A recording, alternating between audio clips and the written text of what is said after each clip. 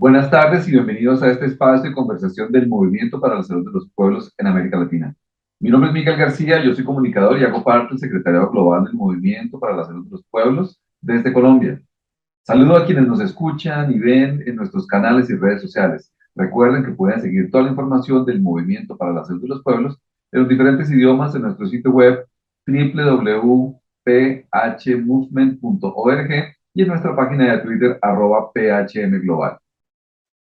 Hoy con la participación desde Argentina de Silvina Fábregas, de México nos acompañan Roselia Rosales y Guadalupe Steins, Luis Eugenio de Souza desde Brasil y Leonardo Matos también desde Brasil y quien conducirá esta conversación. Antes de empezar, los invito a escuchar una corta entrevista con el doctor Román Vega, coordinador global del Movimiento por la Salud de los Pueblos, entrevista que fue grabada previamente a este programa. Muy buenas tardes. En este momento nos acompaña el doctor Román Vega, coordinador global del Movimiento por la Salud de los Pueblos. Buenas tardes, doctor Vega. ¿Cómo ha estado? Muy buenas tardes, Miguel. Mil gracias. ¿Cómo estás? Muy bien, gracias. Agradezco su participación en esta conversación eh, y queríamos pues escucharlo acerca de esta iniciativa que implica la creación, la realización, el diseño de una campaña eh, por la transformación de los sistemas de salud en América Latina.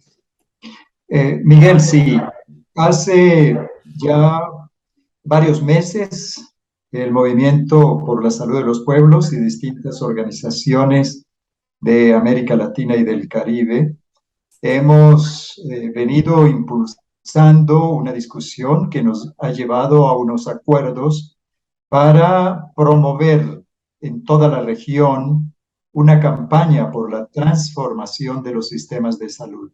Esta campaña busca propiciar la incidencia de la sociedad civil en el contenido de las agendas y políticas nacionales y regionales eh, de los gobiernos y de organizaciones de las Naciones Unidas orientadas a la transformación de los sistemas de salud. En primer lugar, creemos que en la región hay unas condiciones propicias para que se produzcan estos cambios que superen el modelo neoliberal en materia de políticas de salud que ya llevan alrededor de 3 décadas en nuestros países, con resultados generadores de bastantes desigualdades en salud para los pueblos.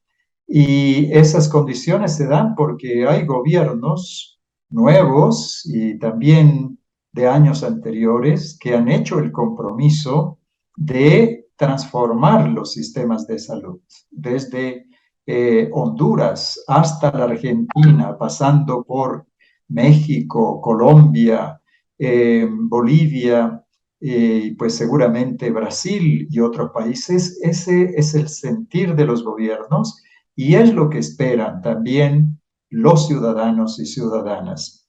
Pero la campaña no solo se va a detener en incidir en las agendas de transformación, en las agendas sociales y en las agendas de política, sino también en mantener la resistencia de los pueblos a la comercialización y privatización de los sistemas de salud.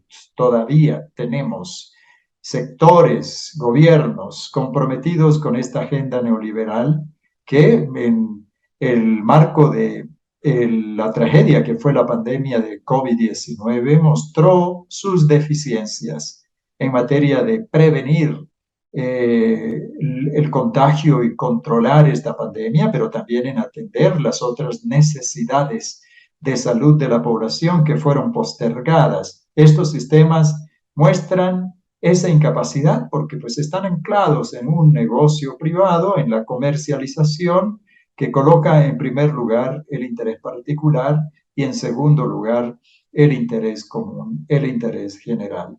Entonces, la campaña tiene esos dos sentidos, pero también nosotros seguimos manteniendo nuestro llamado a la acción para que el acceso de las comunidades a las vacunas, a los procedimientos diagnósticos y tratamientos contra el COVID-19, sobre todo en los países que no han tenido una cobertura adecuada de estos instrumentos de la tecnología de la salud se garantice que efectivamente no solo se tenga acceso, sino que haya un giro en la política sanitaria de nuestros países orientada a rescatar la soberanía sanitaria en materia de la producción y distribución desde nuestros países de estos elementos centrales para preservar la vida de los individuos, de las familias, de las comunidades. Creo que en la región tenemos ejemplos muy importantes de producción nacional, de vacunas inclusive, como es el caso de Cuba,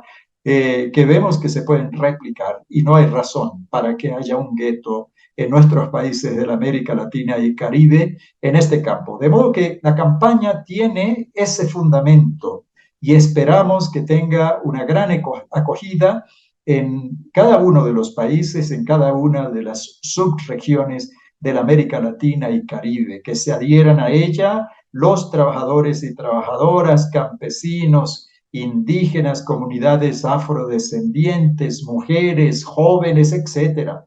Se trata de defender la vida y de defender la salud y esta es una oportunidad única para que nos movilicemos, nos organicemos y por fin materialicemos los sueños por los que hemos venido luchando por durante tanto tiempo.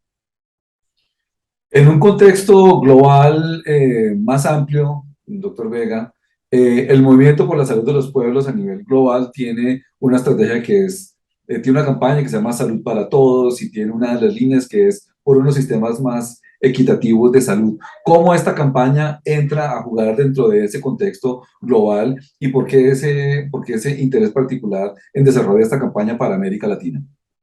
Salud para Todos, que es como el conjunto de ideas fundamentales que buscan garantizar los medios para que los pueblos del mundo no sean excluidos de ese derecho fundamental, que es la salud y junto a él la vida, es desde el nacimiento del movimiento de salud de los pueblos una bandera que aún tiene vigencia plena en todas las regiones del mundo.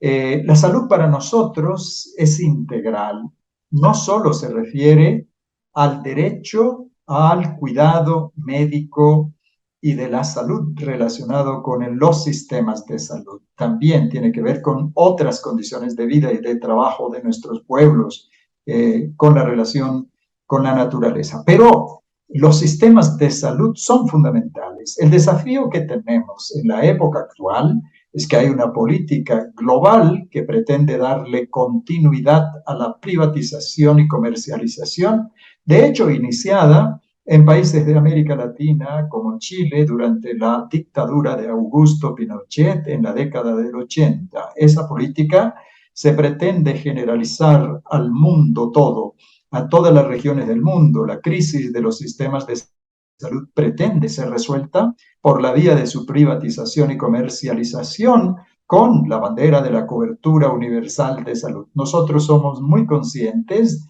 de las limitaciones de esta propuesta y por eso hacemos un énfasis enorme en la idea de sistemas de salud principalmente públicos de acceso universal, equitativos, pero también interculturales, porque reclamamos el derecho de nuestros pueblos originarios y comunidades ancestrales de todo tipo a que sus saberes y prácticas en salud sean garantizadas y sean valoradas, así como valoramos el saber occidental en la práctica de la medicina. De modo que esas son banderas centrales y obviamente hay algo central en este sentido de los sistemas de salud. No queremos más sistemas de salud verticalmente dirigidos por las grandes corporaciones transnacionales en materia de prestación de servicios o en materia de aseguramiento de producción de tecnologías de salud.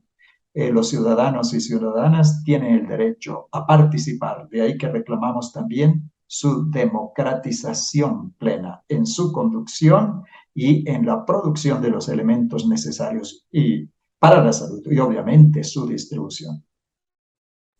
Finalmente, doctor Vega, un saludo para toda esa comunidad que en toda la región latinoamericana conocen y siguen los preceptos del Movimiento por la Salud de los Pueblos. Un saludo para todos los camaradas.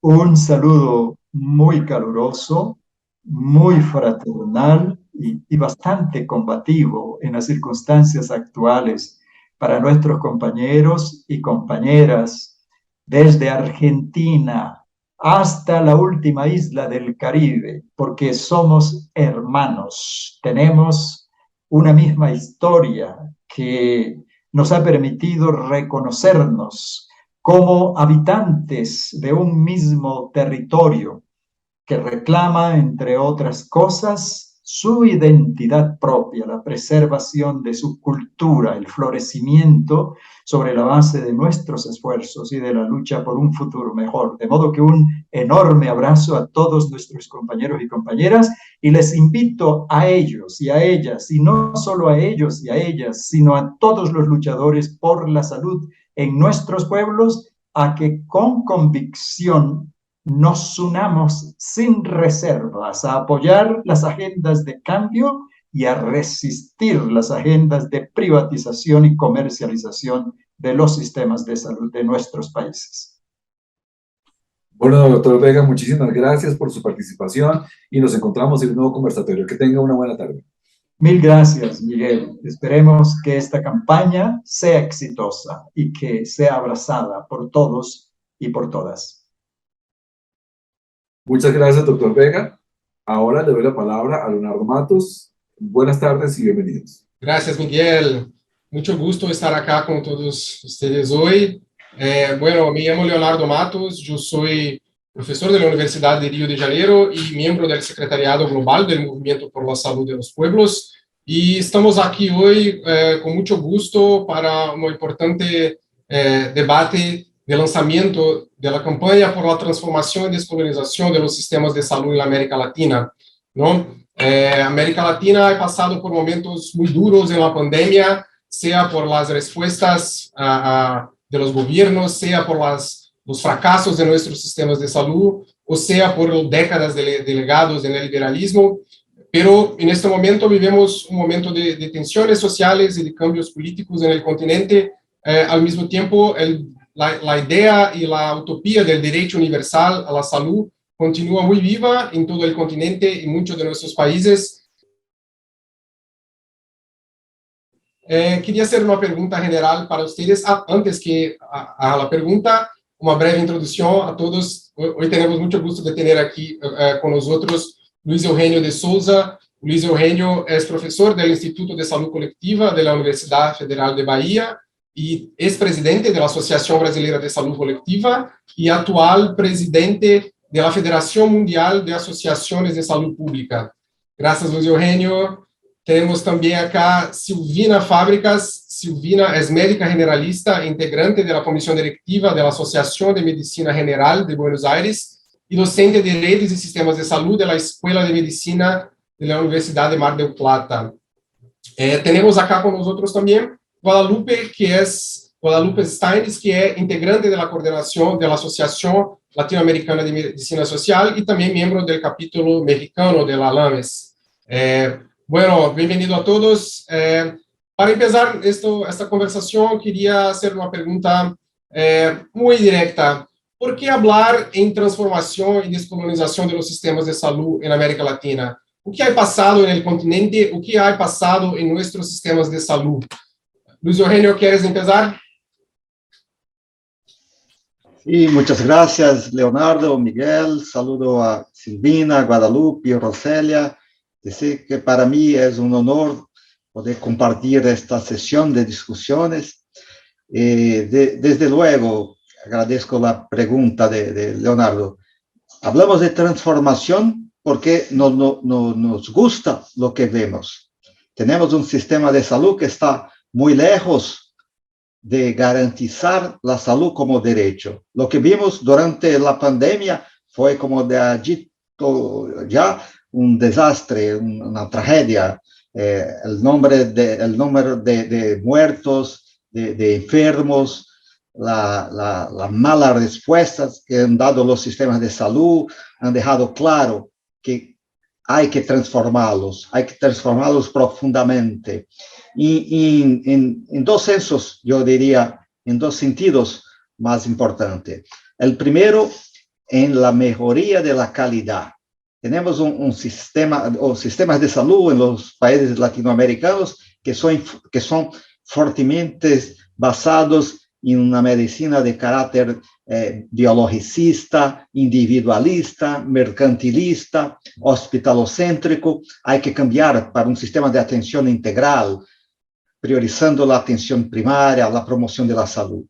En segundo punto, hay que considerar que mismo este sistema parcial, fragmentado, de abordaje exclusivamente médico-hospitalaria, este sistema también no garantiza el acceso a los bienes que pueden ser importantes, como las vacunas, por ejemplo.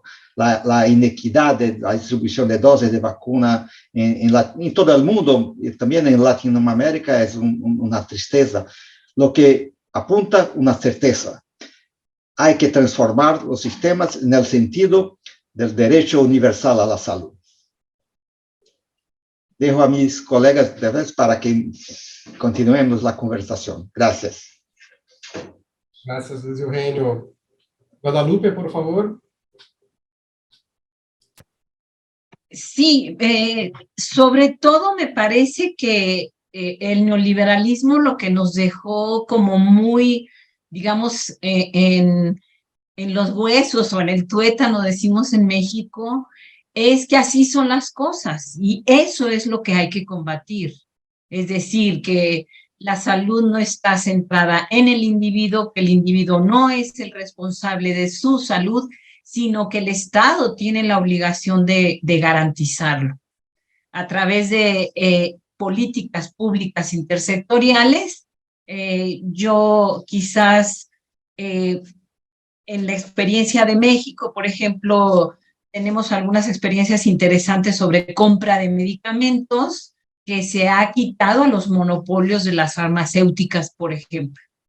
Tenemos ciertos rezagos, ciertamente, y todo eso hay que empujarlo, pero teniendo en el centro que la gente entienda que el derecho a la salud es un derecho justamente y que los estados tienen que ser a quienes se les pueda exigir la realidad y la concreción de ese derecho. Gracias. Gracias, Guadalupe. Silvina.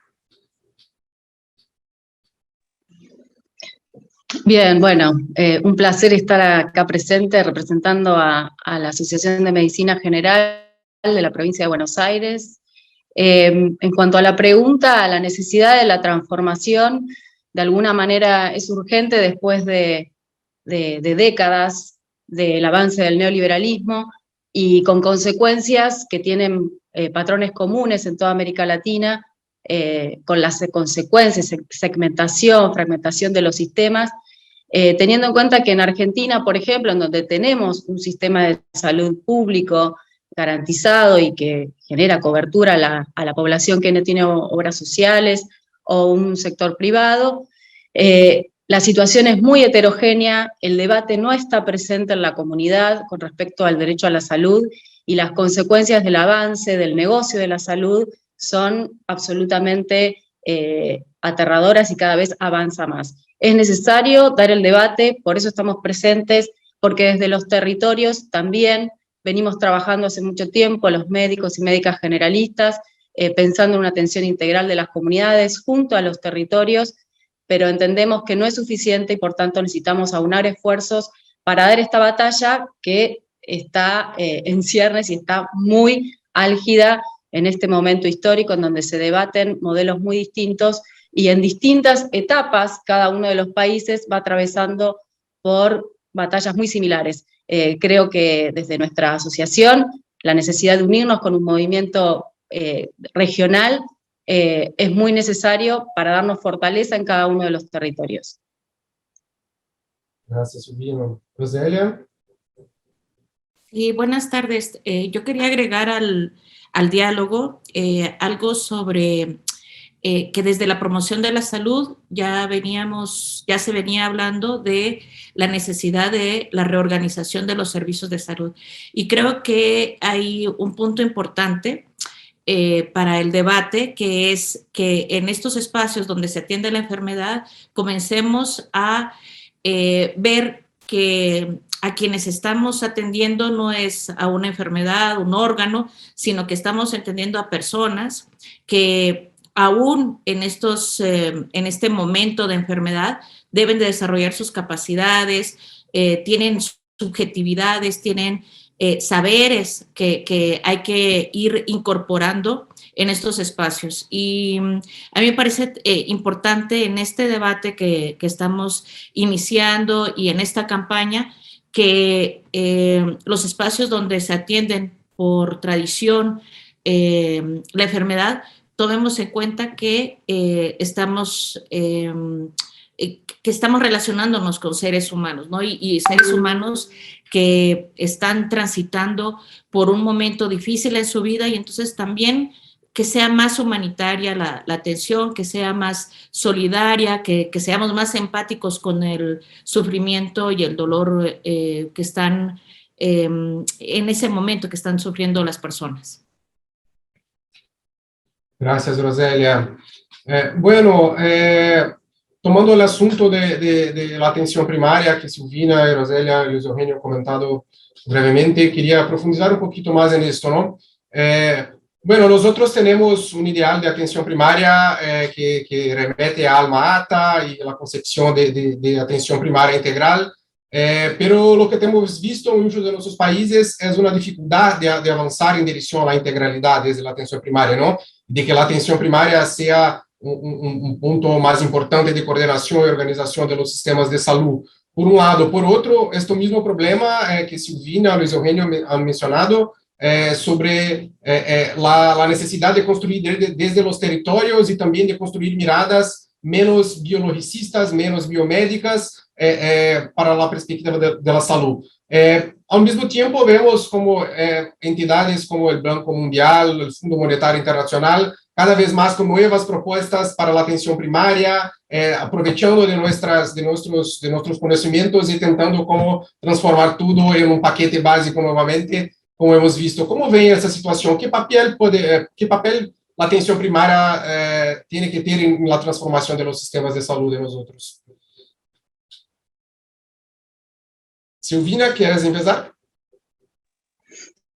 Bueno, sí, me parece interesante desde el punto de vista que muchas veces la atención primaria de la salud, al menos, y creo que en toda la región, pero en Argentina, se sinonimiza con un centro de salud, con la atención periférica y no como una estrategia. Creo que eso, en parte, tiene que ver con nuestros recorridos y con nuestras confusiones, ¿no?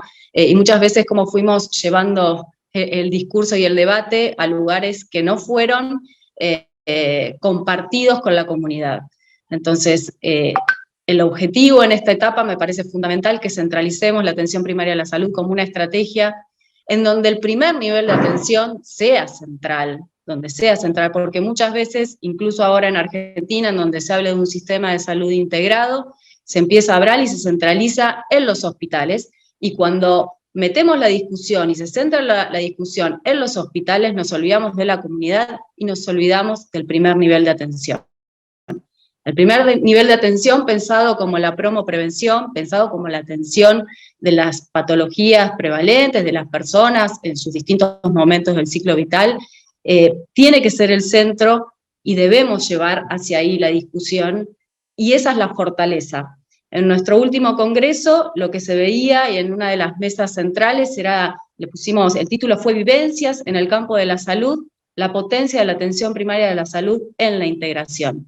Y justamente allí invitamos a distintas organizaciones, por ejemplo, Mamá Cultiva, que son madres que tienen que ver con el cannabis, con el cultivo del cannabis para sus hijos, en donde estuvo Casa de Partos, con el tema de los partos en sus domicilios, y distintas organizaciones que justamente debaten, plantean necesidades, incluso fuerzan o motivan legislaciones, y desde ese es el lugar que nosotros creemos como central y que debemos acompañar y transitar juntos para que tenga la centralidad la atención primaria en este debate. Gracias, Silvina. Luis Eugenio. Gracias, Leonardo. No hay duda que la atención primaria como estrategia es central para un proyecto de transformación de los sistemas de salud. Creo que hay dos obstáculos a superar para alcanzar una atención primaria de carácter integral y transformador. El primero es el modo económico en que se pasa el sistema de salud. Lo que vemos es un complejo médico-industrial muy potente que ahora la estrategia de cobertura universal promovida por el Banco Mundial y todo eso no es más que una tentativa de ampliación del espacio del mercado de salud.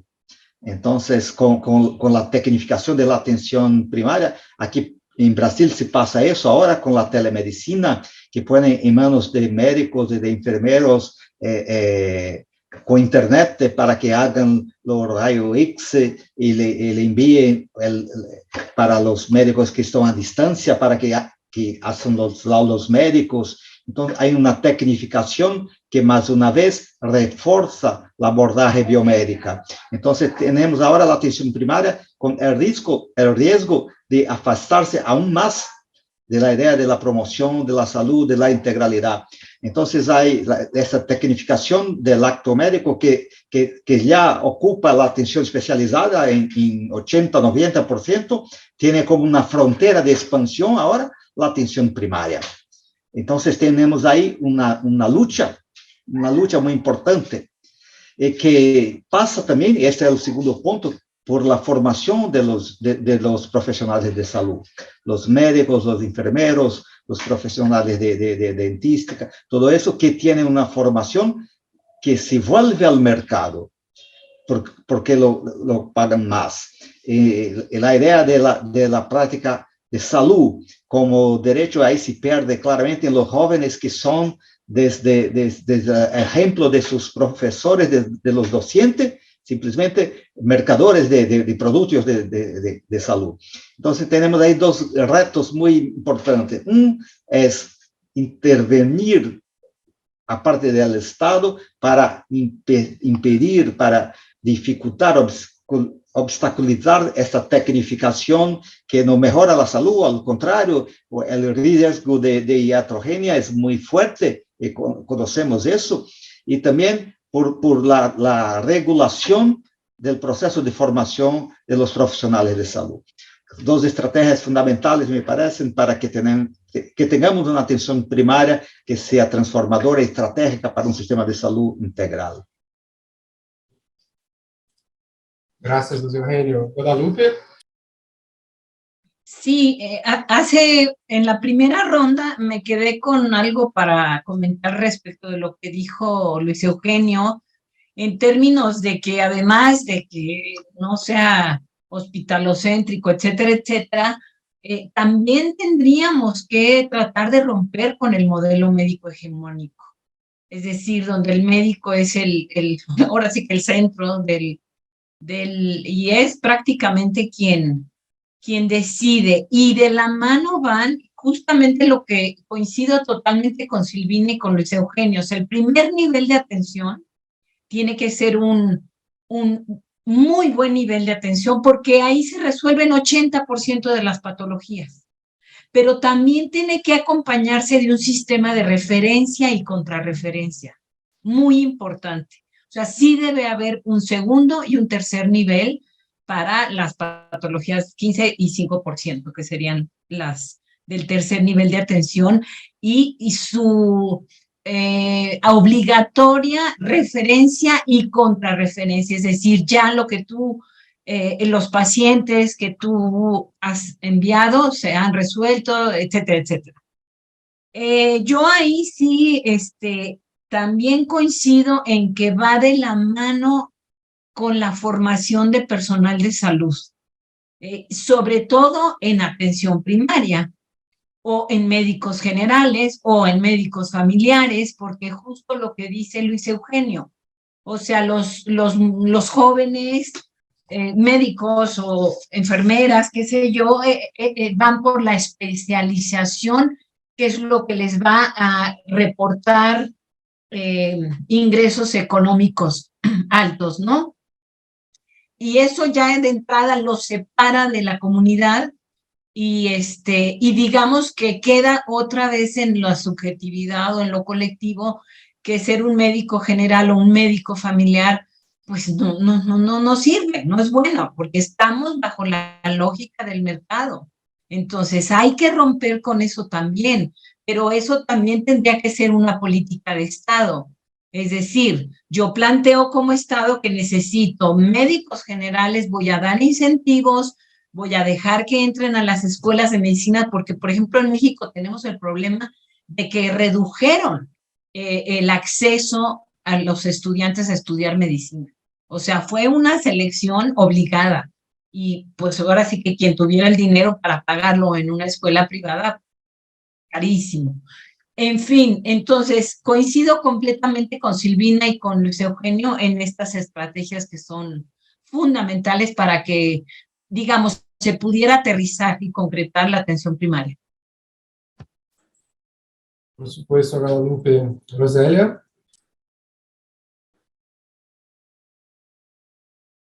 Yo quisiera agregar al debate que también es necesario que nos alejemos de la idea o que corrernos de esta idea de que la atención primaria son todas aquellas acciones que son de bajo costo, de que la pueden realizar profesionales con poco entrenamiento y que tiene grandes externalidades en la población. Entonces, darle mucho más valor a las estrategias que conforman la atención primaria, y en ese sentido coincido no solo con la formación, sino también con mejorar las condiciones laborales del personal médico, de enfermería, de los promotores de salud, de los educadores en salud, para que esta atención primaria esté revalorizada, no la tengamos como algo marginal en las estrategias y en las políticas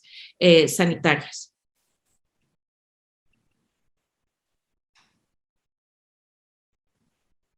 Miguel. Muchas gracias. Yo quiero desviarme un poquito de lo que hemos estado tocando hasta el momento. Y es que uno de los temas que ha afectado a la comunidad en el mundo entero y en Latinoamérica también, frente a procesos, por ejemplo, como el proceso de vacunación frente al COVID-19, y es no solamente lo que estamos enfrentando frente a las fake news o las noticias falsas y toda esa estrategia, y además en algunos de nuestros países, como ha sucedido en Guatemala, también en Perú y en otros países, la falta de confianza de las comunidades en los estados. ¿Cómo podemos desde la transformación de los sistemas de salud aportar en esa discusión que ayude a generar confianza en el sistema y a generar confianza en los estados? Porque hemos visto esas dificultades. ¿Ustedes qué opinan sobre eso? Solo un complemento, Miguel, antes de pasar la palabra. Creo que esto es importante, pero no solo esto también, pero también al contrario, ¿no? Cómo las comunidades construyen confianza en el Estado que muchas veces no hay garantizado lo más básico, ¿no?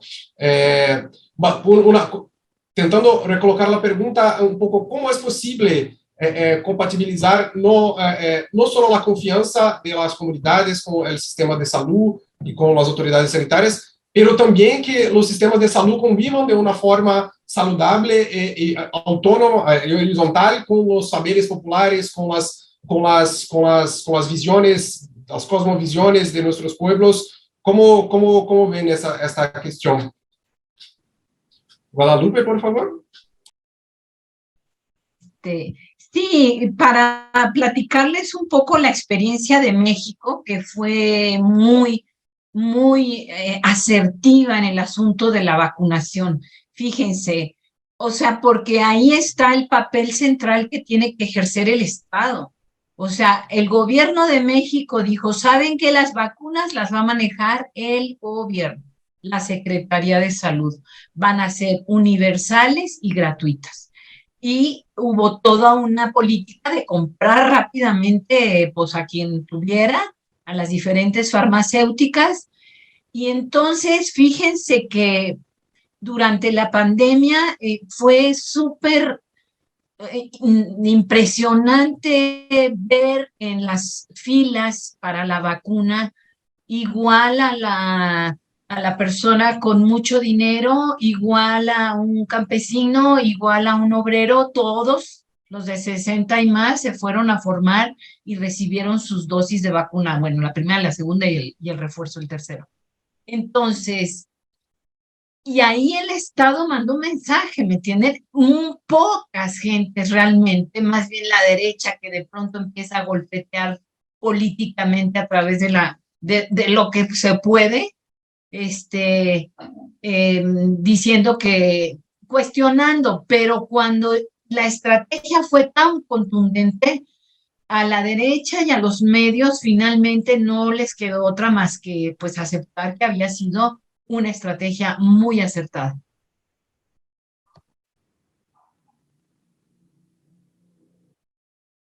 Gracias, Guadalupe. Roselia. Sí, yo creo que los países que tuvieron mejores experiencias en torno a la vacunación son aquellos que habían construido a lo largo de los años planes de vacunación, que tenían infraestructura ya construida y que también había una, digamos, una historia en las comunidades de vacunarse, ¿no? Creo que es uno de los ejemplos, es México, ¿no? Que tenían planes de vacunación, las semanas nacionales de vacunación. Brasil también me parece, a pesar del grupo negacionista, también tienen ahí plataformas y estructuras para vacunar muy ya consolidadas. Y creo que Argentina también. Por ejemplo, en Guatemala y algunos países de Centroamérica, sin contar Costa Rica, tienen menos infraestructura, los sistemas de salud son mucho más, están más fragmentados, lo público se ha desarrollado poco y muchas veces las, digamos, organizaciones no gubernamentales sin fines de lucro o la misma iglesia han sido los que han atendido a la población. Entonces, en los países en los que esta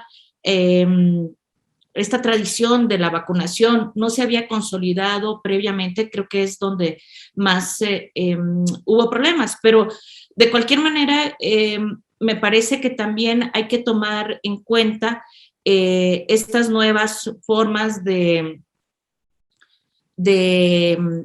posicionar una idea como es la de los negacionistas ante la vacuna. Y no hablo solo la de COVID, sino que de otras vacunas.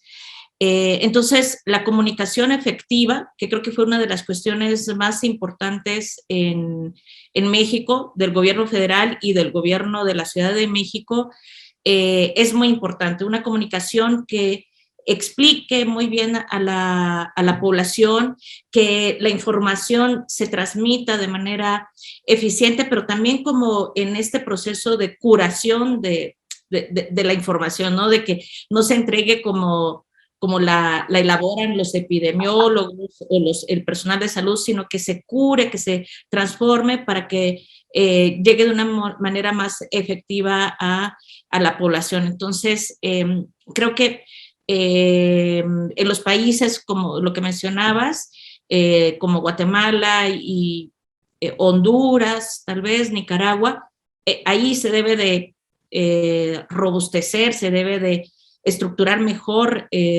las campañas de vacunación, y en otros países creo que debe de ser en torno a la comunicación con la población. Gracias, Roselia. Silvina, por favor. Sí, en el caso de Argentina, claramente se demostró que la rectoría del Estado es en el mismo sentido de lo que hablaba en México y en otros países, realmente fue fundamental en el manejo del recurso de las vacunas, pero así todo, y aparte también la informatización, que fue otra de las estrategias que se llevó a cabo, por lo menos en Argentina, para la gestión de turnos. Y la priorización, se vio que realmente fue muy efectivo, y ahí vemos la diferencia de cómo un sistema fragmentado y segmentado con la Rectoría del Estado en la gestión de un recurso fue la gran diferencia, ¿no? El derecho a la salud, transversal a todos, fundamental, y desde ese lugar separó el Ministerio de Salud de la Nación y el Ministerio de cada una de las provincias. Y hubo intentos también de que lo hicieran las obras sociales y que fragmentar estas cuestiones, pero no fue al lugar, digamos. La Rectoría del Estado fue crucial. Pero volviendo a la pregunta de Miguel con respecto a la confianza y la comunicación, a veces la comunicación del Estado sí me parece que es fundamental, la promoción de la vacunación, fueron campañas muy intensas, muy importantes por todos los medios. Me parece que los medios de comunicación, con la diversidad que tenemos hoy, que hay que utilizarlos, pero también, volviendo al debate, me parece que el primer nivel de atención en Argentina fue dejado de lado en el manejo de la pandemia, en el caso de la pandemia específicamente hablando, y de la vacunación. La vacunación se realizó en un inicio en los hospitales. No se hizo, de alguna manera, por centralizar en donde podía, de alguna manera, tener la Rectoría del Estado, por las características del sistema de salud de la Argentina. Pero claramente se desvió la atención del primer nivel de atención. Y para tener una comunicación asertiva, la confianza está en quienes están en los territorios. Quienes están en los territorios son los promotores de salud, son los médicos y médicas generalistas, los enfermeros y enfermeras comunitarios, que están en los centros de salud y que están en una posta sanitaria y que están recorriendo los territorios y que estuvieron recorriendo los territorios. También fue muy asertivo en Argentina la organización barrial, lo que se generaron, por ejemplo, en Mar del Plata, por solo poner un ejemplo, comités barriales de emergencia, en donde la comunidad se organizaba para sostener las demandas y toda la atención que tenía que ver con el cuidado integral de las personas, los alimentos, las medicinas, y en este caso, en lo que vos, Leo, introducías con respecto a las cosmovisiones, me parece que Argentina estamos bastante, por lo menos ni hablar en la provincia de Buenos Aires, con la apertura a las distintas medicinas, ¿no? Que ese es un debate que hay que darle mayor intensidad, y que creo que otras comunidades y otros países, como por ejemplo Bolivia, están mucho más avanzados y tienen mucho para transmitir y enseñar, y transmitir esas experiencias, bueno, que Vivian siempre nos transmite, ¿no? Así que me parece que ese sería uno de los aspectos a fortalecer, o México, ¿no? Que creo que también en ese sentido. Pero bueno, eso me parecía que, volviendo, ¿no?, a lo que es el primer nivel de atención, y que lo que nos deja la pandemia es que centralizamos en hospitales y salimos de la atención de las incluso enfermedades crónicas, etcétera, etcétera, ¿no? Gracias, Silvina. Luis Eugenio. En respecto al Brasil, diría que bueno, teníamos un programa nacional de vacunación, de inmunización muy fuerte, que tiene más de 50 años, pero durante la pandemia, infelizmente, el gobierno federal no hizo su parte. Atrasó la compra de vacunas, lo que permitió el inicio de la vacunación en Brasil fue la actuación de los estados. Brasil es un país federado que tiene estados y municipalidad con autonomía política. Entonces fue el estado más rico de la federación, que es el estado de São Paulo, que ha iniciado la vacunación con recursos propios del estado, ¿no? Sin recursos federales.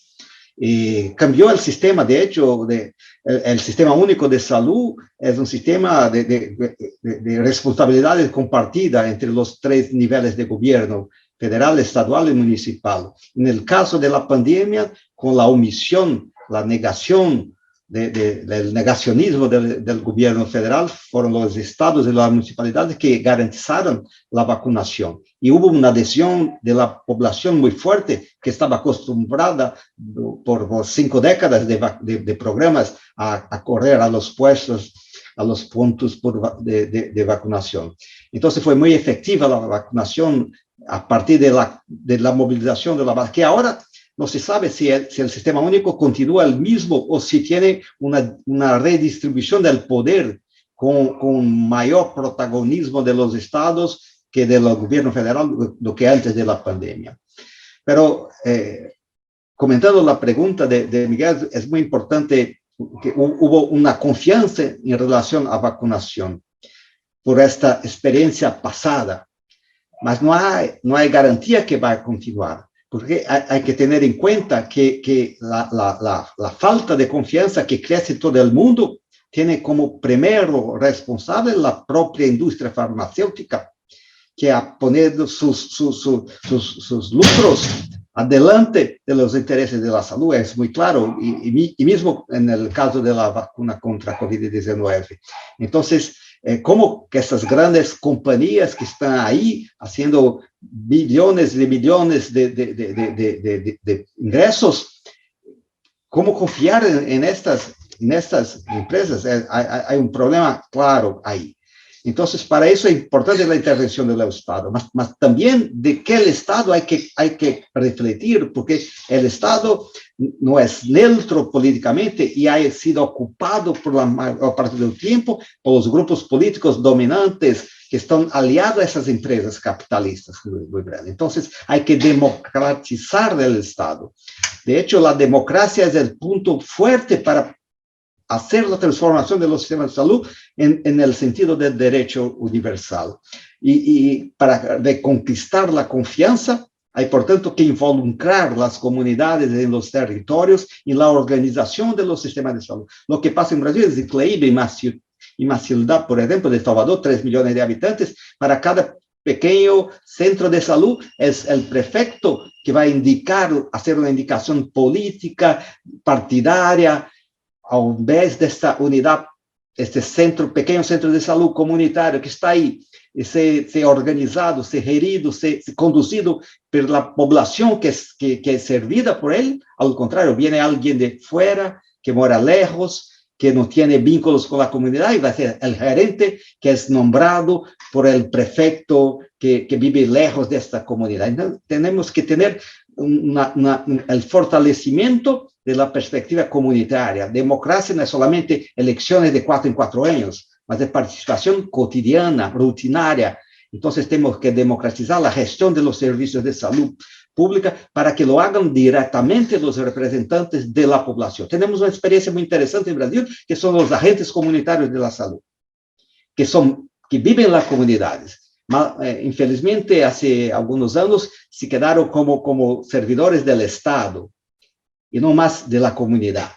Entonces hay que desarrollar una forma de democracia que sea más directa, que sea más grassroots, involucrada con las comunidades, más do que con un representante que es elegido a cada 4 años. Interesantísimo, Luis Eugenio. Creo que temprano hablamos un poco sobre la cuestión del acceso a tecnologías médicas, hemos hablado también del problema de la privatización, de mercantilización muy extremadamente difundida en nuestros países en los últimos 30, 40 años con las reformas de mercado, y hasta países con sistemas únicos de salud, como es el caso de Brasil, la privatización ha penetrado muy fuertemente, ¿no? Bueno, una cosa que me viene a la cabeza es que, bueno, tenemos una dificultad grande, ¿no? Porque si vamos a hablar de sistemas únicos de salud, ¿cómo vamos a mirar la privatización? ¿Es posible sistemas únicos y universales de salud sin enfrentar el complejo médico-industrial, sin enfrentamiento a la privatización? Y también es posible pensar en políticas sanitarias desde el sur. ¿Cómo rompemos con esa influencia colonial? No solo una influencia concreta y material en el sistema de salud, pero también una influencia en nuestro pensamiento, ¿no? Que se queda muy concentrado en los modelos y en los tipos del norte global. ¿Cómo ¿Cómo hacer frente a eso?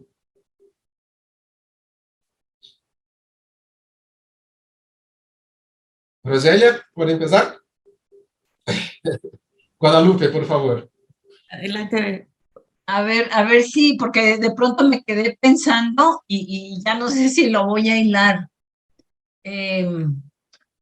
Sí, por ejemplo, en México se están haciendo intentos favorables, digamos, porque nosotros tenemos efectivamente dos grandes instituciones de seguridad social, que son las que proveen servicios a los trabajadores formales y más o menos el 50%, el otro 50%, digamos, lo que le llamábamos antes población abierta, no sé si se le siga llamando así. Entonces, se han estado haciendo intentos por tratar de integrarlos, ¿no? Pero, ¿qué pasa ahí? Se deben destinar los presupuestos correspondientes, porque si lo que dice Silvina, tenemos que fortalecer el primer nivel de atención, y ahí voy a regresar un poquito a lo de las prácticas ancestrales, porque yo pienso que no son excluyentes, o sea, una atención médica integral, de buena calidad, etcétera, no está peleada con una práctica que se haga en una comunidad, etcétera. Y no se debe de ver así porque fíjense que nos vamos, como decimos en México, con la finta, o sea, no, bueno, sí, entonces ellos ya tienen la medicina tradicional, que recurran a ella. No, espérame, hay que garantizar que haya todo lo necesario y que se incorporen las prácticas ancestrales en salud sin ser subordinadas justamente a esta práctica médica, pero no dejándolas afuera, pero no dejándolas como o una u otra. Eso sería. Y luego, ahí si me recuerdas tantito, Leo, porque tenía algo importante y se me fue el hilo, hombre. Sí, sobre cómo hacer frente a la privatización y al Ya. Ok. Sí, fíjense, en México tuvimos un problema muy fuerte, por ejemplo, con los medicamentos para el cáncer en niños, que resultó que era un monopolio y que como estaba peleado con el gobierno, pues no le quería vender, entonces movilizó a padres, etcétera. Hubo todo un movimiento en contra del gobierno por este asunto. El caso es que el gobierno decidió hacer compras consolidadas, o sea, dijo todo el sector público, llámese Seguridad Social y la Secretaría de Salud, que es la población abierta, vamos a comprar los medicamentos afuera.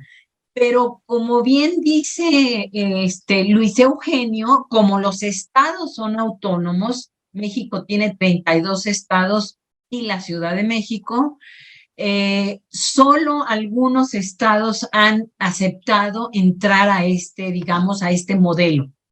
Otros tienen negocios, porque la verdad es que las farmacéuticas y los vendedores de equipos médicos, etcétera, justo estos 30 años de neoliberalismo fueron sobre la base de horadar y de desprestigiar las instituciones públicas y de subrogar un montón de servicios que se hacían a lo privado. Entonces, mucho dinero público se iba a través de las instituciones a lo privado.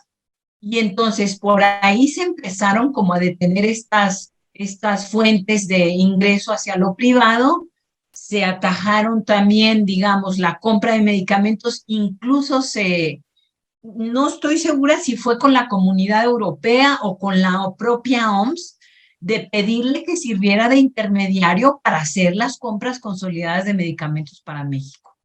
Entonces ahí ya como que se puso un límite. Sí puede convivir, obviamente, un sistema único público de salud estatal fuerte con lo privado que finalmente va a cubrir pues a un 5% de la población que es la que más dinero tiene y la que tiene para pagar esas cuentas millonarias, ¿no?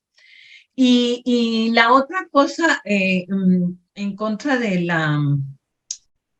Bueno, ya, ahí le voy a dejar porque se me fue la idea, pero quiero decir que sí se puede, o sea, sí es posible hacer estos esfuerzos poniendo un límite a lo privado, porque si los dejamos, no olvídense, en México ya las instituciones estaban a punto de colapsar por falta de mantenimiento, por falta de contratación de personal, por falta de insumos, incluso dejaban los equipos médicos, digamos, a que ya no sirvieran, decimos en México, que se sentaran a perder con tal de subrogar, por ejemplo, diálisis a lo privado.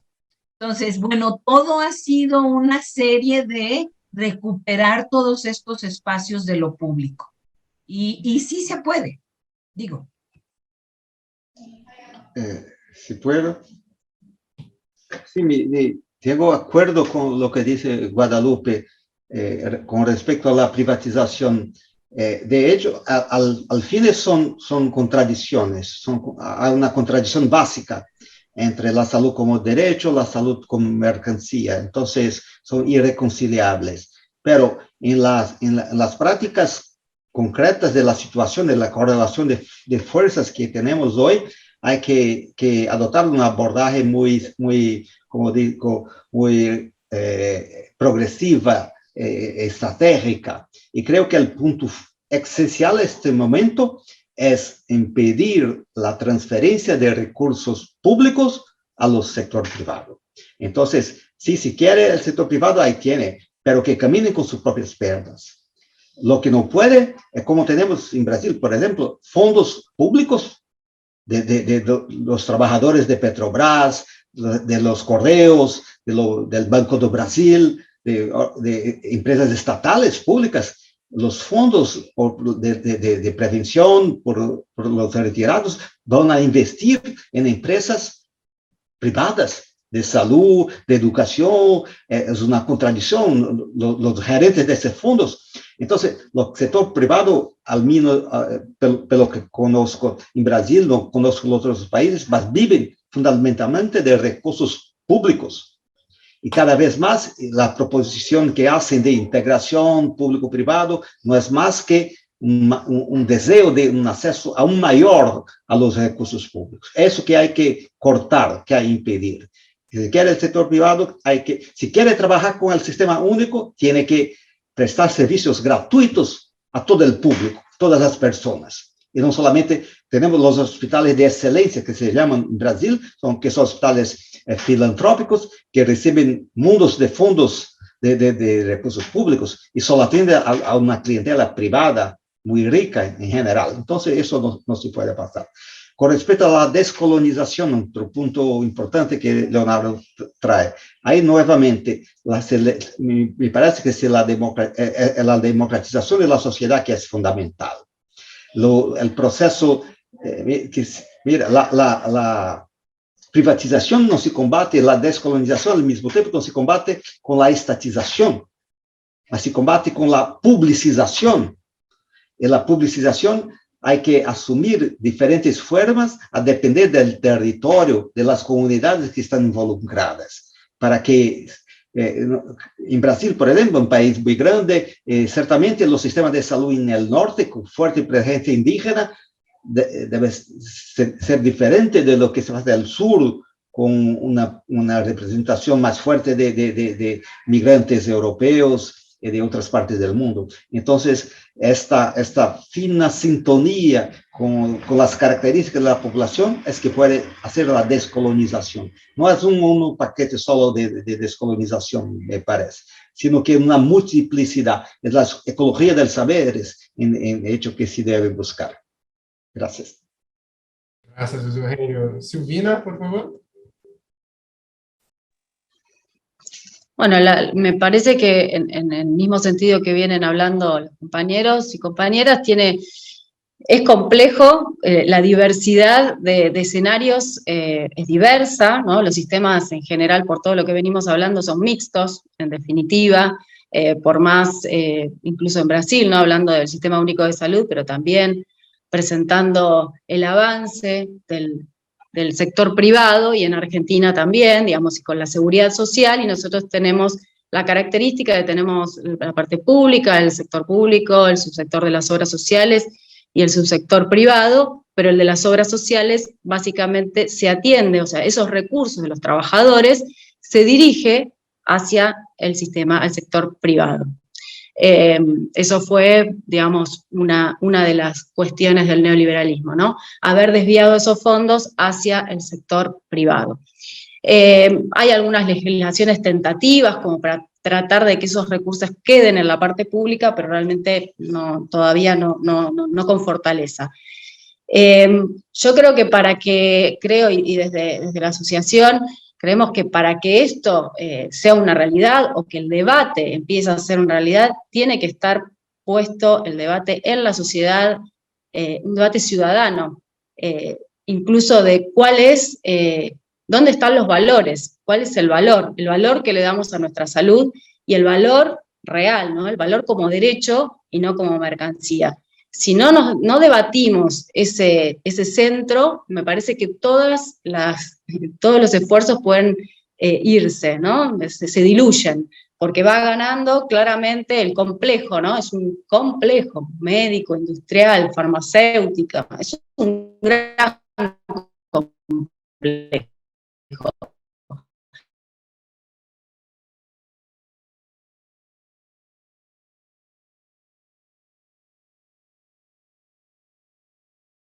Creo que Silvina tiene un problema en la conexión. Bueno, Roselia, ¿quieres seguir? Sí, yo seguiría en la misma línea que estaba proponiendo Silvina, sobre que es muy importante poner en el centro la salud como un bien común, como un bien colectivo, no como un bien individual, y entonces creo que ahí confluyen lo que se ha estado hablando en esta tarde, sobre que se debe democratizar, que es una responsabilidad de todos, no de cada quien.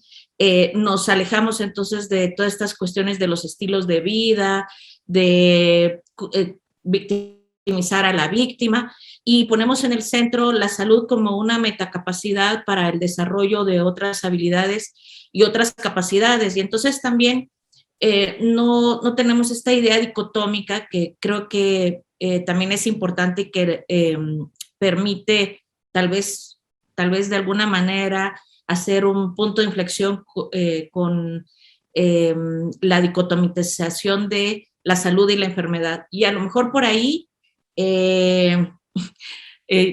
tener políticas más para el sur, del sur, ¿no? Entonces creo que por ahí también podríamos tener un camino. Gracias, Roselia. Silvina, la conexión está buena nuevamente. ¿Quieres continuar? Hola, ¿ahí se escucha? ¿Sí? Bueno, más o menos tengo la conexión. No, que planteaba en el sentido de que el poder al que enfrentamos es tan amplio y tiene tantos frentes de avance, que solamente la unión y el debate público puede hacer la diferencia. Si este debate se da en los lugares académicos nada más, se da en espacios reducidos y cerrados, no va a tener ningún tipo de penetrancia. Me parece que la clave tiene que ser promotores de salud en el territorio, con las comunidades, con la gran organización que hay, y también un punto interesante puede llegar a ser los desastres naturales, la crisis climática, en donde realmente el privado no tiene nada que hacer. Y los territorios y las comunidades, los movimientos asamblearios, piden a gritos que salud se implique. Hablamos de minería, hablamos de exterminio, hablamos de expulsión de territorios de pueblos originarios y de comunidades, hablamos de agrotóxicos, y ese es un lugar nuestro y es nuestra centralidad. Y otro de los lugares es la promoción de la salud. La pandemia lo ha dejado bien en claro y lo venimos charlando. En ese contexto, el privado salió desesperado y fue financiado en Argentina, por ejemplo, por el Estado Nacional. Y hoy, nuevamente, pone en jaque a la salud el mismo privado que fue financiado por el Estado Nacional, con las licencias y con todos los auxilios que se dio desde el Estado Nacional. Eso tiene que ser comunicado asertivamente por los gobiernos, por los estados, o sea, en este caso progresistas, ¿no? Pero no un neoliberalismo no, también lo podría hacer, pero hay que comunicarlo para que la gente lo sepa y que también la gente entienda cómo se financia la salud, porque en Argentina, por ejemplo, la gente tiene obra social y no sabe siquiera cómo se financian los sistemas, creen que es mágico y creo que tenemos que poder informar, transmitir y que se pueda comprender dónde está la salud, cuál es el centro, cuál es el debate que estamos dando y que no sea solamente en espacios, como repito, reducidos sin llegar a nadie, ¿no? Porque muchas veces hablamos de cosas que yo veo que me doy vuelta y nadie entiende nada de lo que estoy hablando, ¿no? Y claramente es importantísimo esta potencia y que lleguemos a donde la gente quiere que estemos también, ¿no? Silvina, muchas gracias. Creo que su intervención me permite hacer una conexión buena para nuestra última pregunta, ¿no? Y les pido también que hagan sus ponderaciones finales para caminarnos para el fin de esta magnífica conversación. Bueno, Silvina nos dije sobre la necesidad de la construcción desde abajo, desde los territorios, y también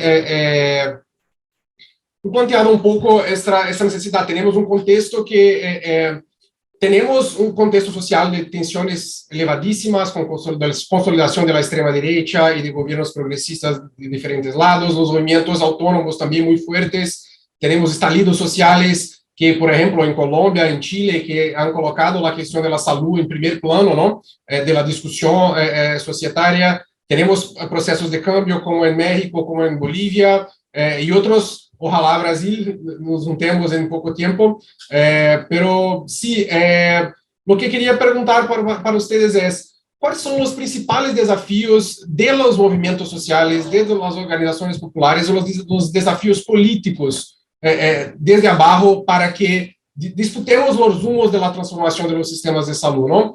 Porque sí, por supuesto, tenemos gobiernos progresistas, pero tenemos la certeza también que tenemos que estar muy organizados y muy claro para nosotros cuáles son las direcciones de mudanzas, cuáles son los desafíos políticos para los movimientos, las comunidades y las organizaciones populares para caminar en la dirección de nuevos sistemas de salud.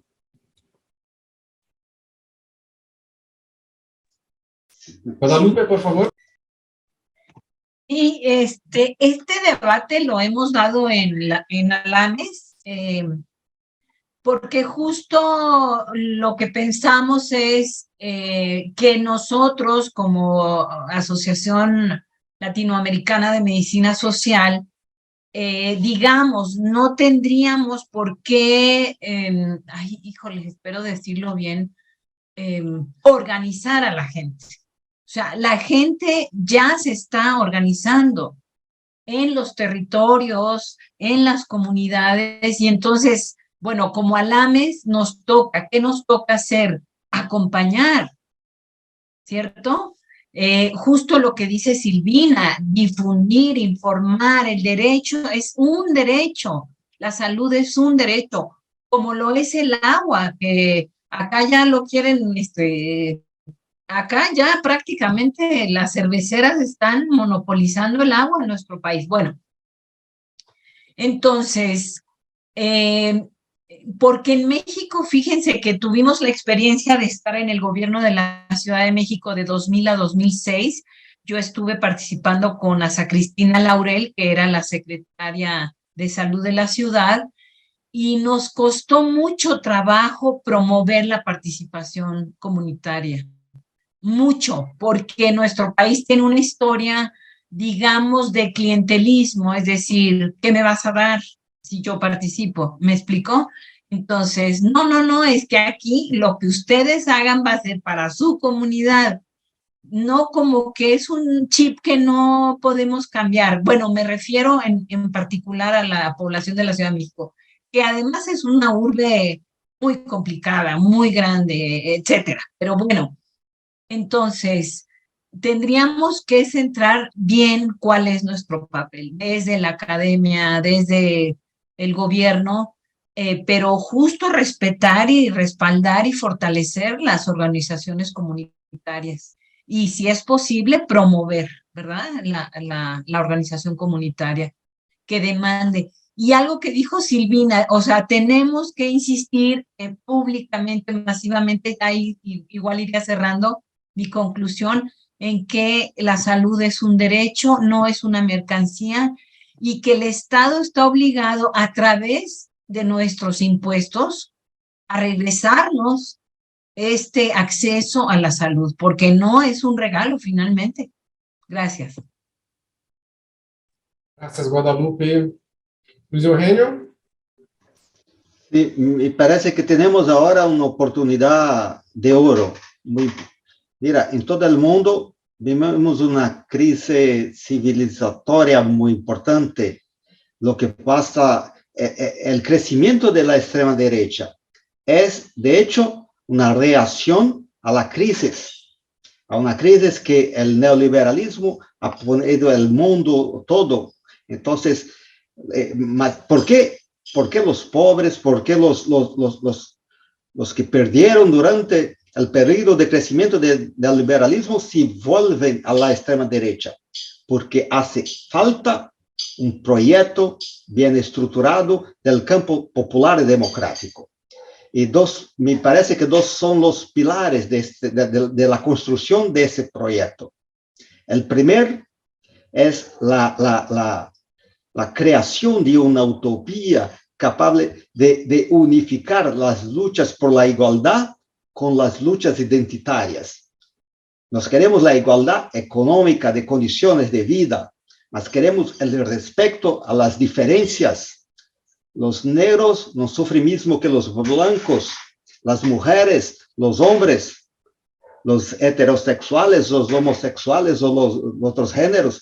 Hay que hacer una plataforma de lucha del mundo utópico en que esos dos aspectos de la lucha política democrática se integran. Y el segundo pilar, el segundo punto fuerte de la construcción de este nuevo proyecto, me parece, es el ataque a la financialización de la economía. Porque el liberalismo no es más que la expresión política de un movimiento económico que se da en la base de la estructura de la sociedad. Y mira qué desafío enorme. El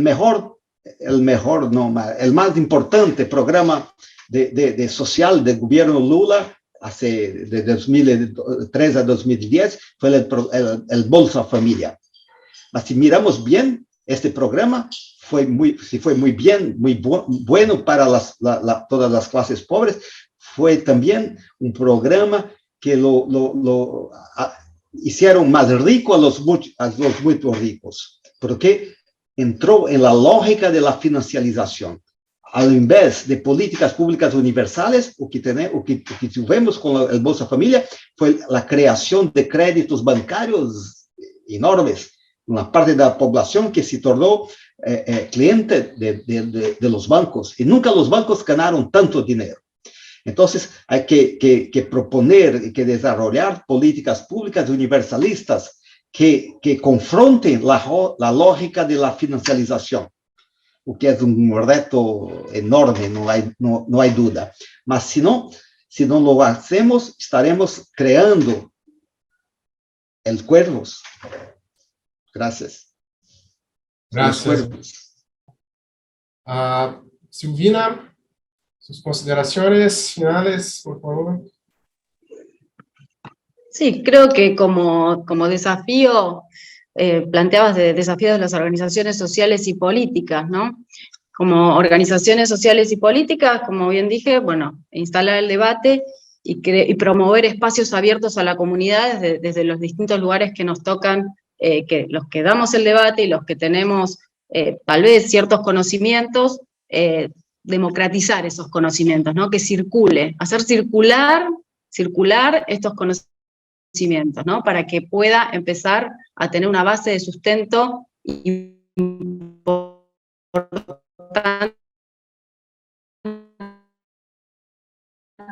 para que la comunidad esté informada, ¿no? La comunicación. Parece que un desafío es la Mira, no te escuchamos. La conexión está... de esto. La conexión está trabada. Sí. A la mayor parte que otro tipo de que bueno, en otros países del mundo tiene que ver con la legislación, digamos, que todo que se pueda ¿hay mucha? Silvina, vamos a esperar un poquito para que recupere tu señal. Voy a pasar la palabra para... Hola, ¿ahí se escucha? No. Hola Silvina, esperamos un poquito su conexión y voy a pasar la palabra para Roselia y enseguida retornamos a ti. Yo retomaría lo que estaba comentando Silvina sobre la transferencia de conocimiento, las movilizaciones y los actores sociales.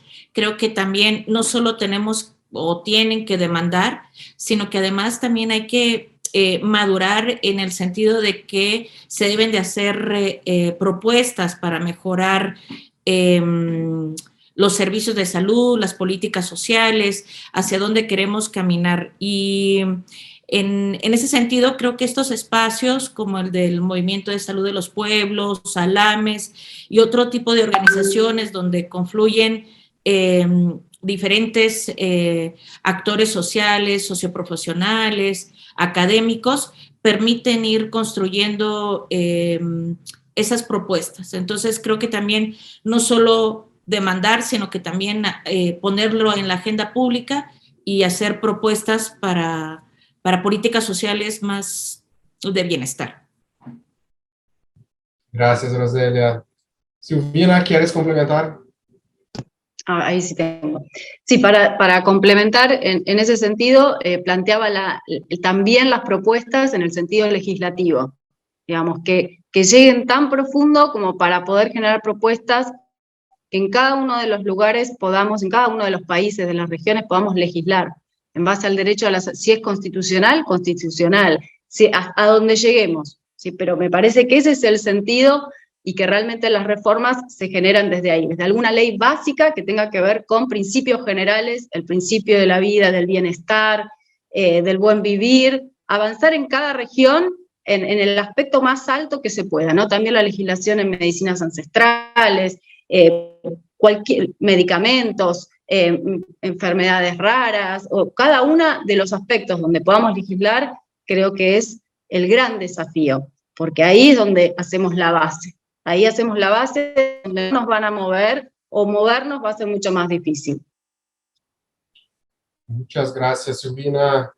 Bueno, muchas gracias a todos y todas por esta excelente conversación. Estoy muy contento con todo el rico diálogo que tuvimos hoy.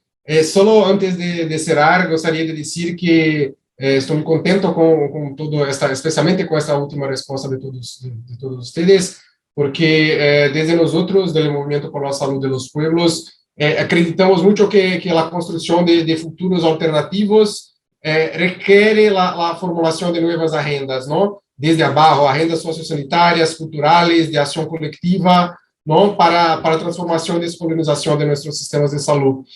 Y bueno, esto solo será posible, por supuesto, reforzando las luchas por la vida y por las transformaciones estructurales en general en nuestra sociedad, ¿no? Todos apuntamos muy bien esto, que tenemos que estar articulados con las luchas generales que tenemos en nuestros países. Y bueno, desde nuestra parte, esperamos mucho que con esta campaña por la transformación y descolonización de los sistemas de salud, que podamos dar pasos concretos de articulación, de construcción de espacios permanentes de diálogo, de movilización, solidaridad y de convergencia en cada país de nuestra región, entre los distintos movimientos, no solo de la salud, pero de todos los movimientos sociales, para que juntos podamos construir esa agenda que Luis Eugenio ha apuntado también y que todos ustedes han discutido muy bien también. Muchas gracias a todos. Vamos por la transformación de los sistemas de salud. A ustedes muchas gracias por participar en esta conversación, a nuestra audiencia, gracias por conectarse y seguir esta transmisión. Este programa hace parte de la campaña Acción Popular por la Salud y el Buen Vivir del Movimiento por la Salud de los Pueblos en América Latina. Nos pueden seguir en nuestro sitio web www.phmovement.org y en nuestra página de Twitter @PHMGlobal. Hasta una próxima oportunidad.